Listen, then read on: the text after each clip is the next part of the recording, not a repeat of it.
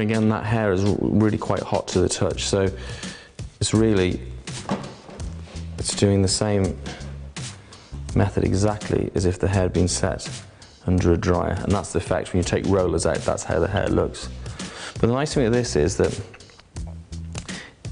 it gives the hair a much more modern look.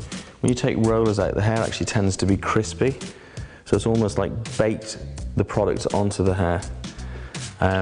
I think the whole method of using the brush and the dryer, it kind of, although it's putting volume and setting the hair, it tends to kind of smooth the cuticle out. When hair's been set, this is all very crispy, and then you have to again get a brush to try and brush the curl out. But I think the trouble with that is then that you're kind of smoothing the hair too much, where you still want to leave a lot of the movement in, so you can actually take the hair out and leave it quite soft with the curl still in it. Although, I say with the set method, you're having to kind of comb out the hair too much, and it makes it look very old-fashioned.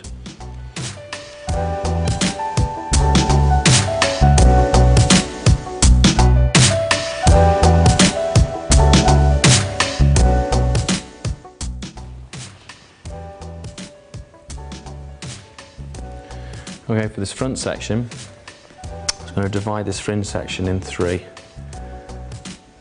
So taking the rest of it back, as you can see.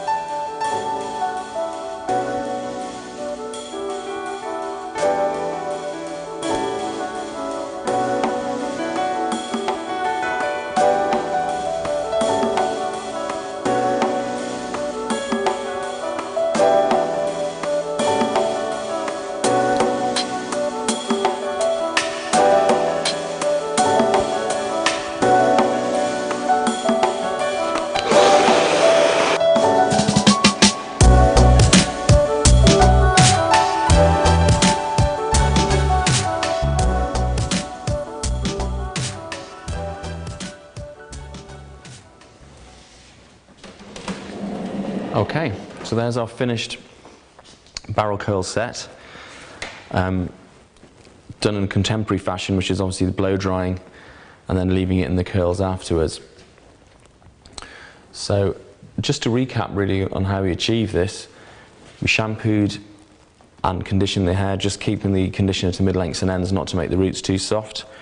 We applied about 8 golf ball size amounts of mousse, if not a little bit more, to give the hair maximum hold.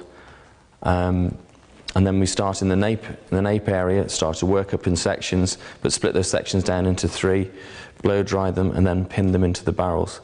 We used a larger brush on the longer hair, and then we got to the short layers. I used a smaller brush, again just to give you a firmer curl there. And that's our finished result.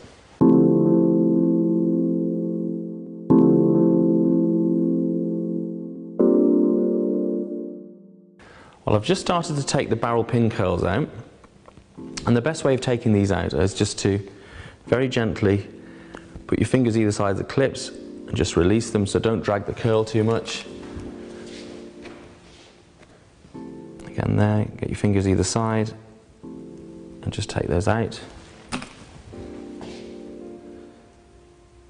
And the idea is we want to kind of leave these curls in place until we dress the hair out.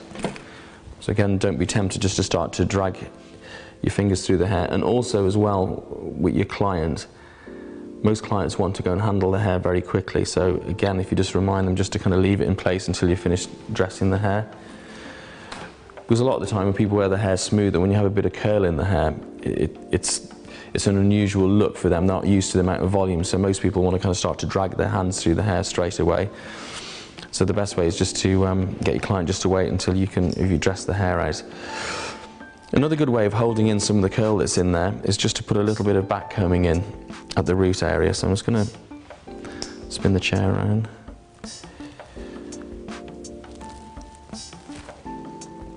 So very gently clip the hair up out of the way. And with the fine end of the comb, I'm literally just going to start to back comb 1, 2, 3. That's just, again, it's just giving you that bit of support at the root. 1, 2, 3.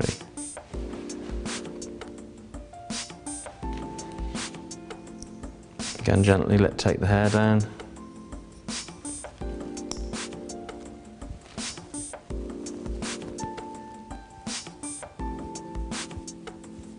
And 1, 2, 3. You can see the volume that that's giving it. It's just giving you support to everything that you've been doing style-wise.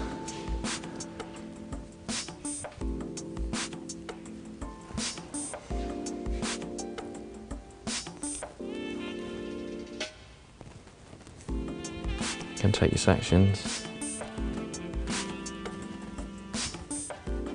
1, 2, 3.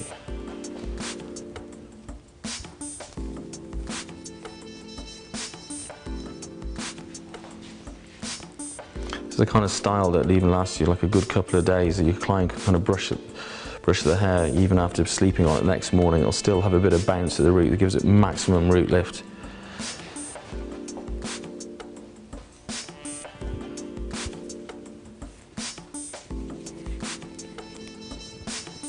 I mean, barrel pin curls are designed mainly to give it root lift, not really putting so much curl on the ends. The flat pin curl version tends to put a little bit more movement on the ends and not as much at the root.